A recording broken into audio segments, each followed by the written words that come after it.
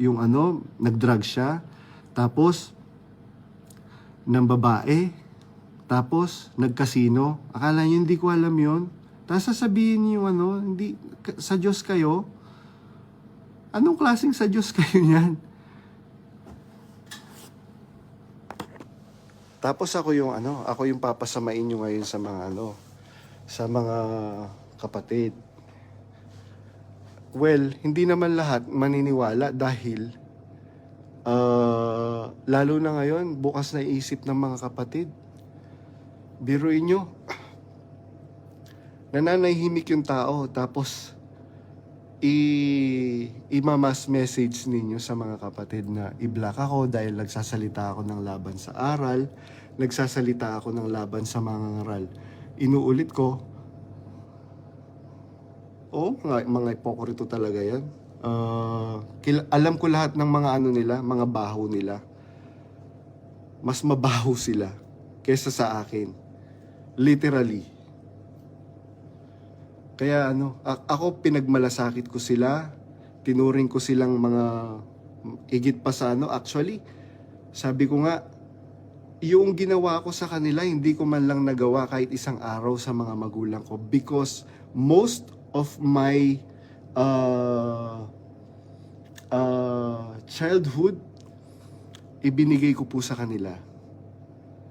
Pinaglingkod ko sa kanila na anib ako, 17 years old. Napunta ako sa kanila, mag-18 years old ako.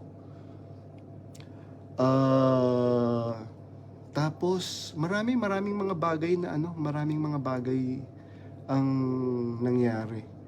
During Brother Ellis time, pinagtatanggol niya talaga kami.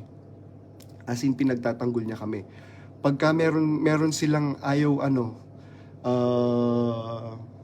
hindi na kursunadahan, papauwiin nila.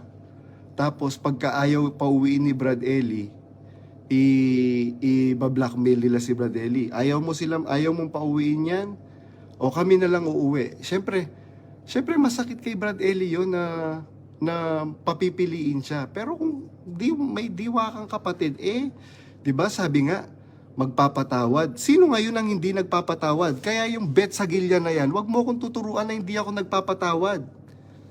Wala kang alam. Ikaw nga dyan, yumaman ka lang dahil nag-asawa ka ng ng matandang mayaman. Kaya ka yumaman. Ikaw ang nagbago. Akala mo hindi ko alam. May mga nakakausap ako na nagbago ka.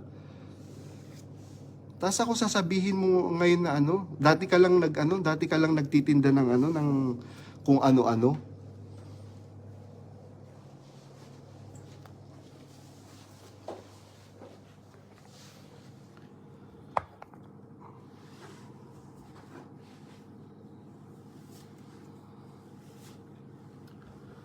Yun. Kaya ako nagpapasalamat ako doon sa mga kapatid na nagre-reach out sa akin dahil alam nila hindi naman ako masamang tao na kagaya ng sinasabi nila, at hindi po ako manggagawang kanin. Dumidestino ako, nagtatrabaho ako. Hindi po ako kumuha ng hindi ako nakatanggap ng kahit anong allowance. Kaya yan, siguro natatakot yung mga KNP na yan dahil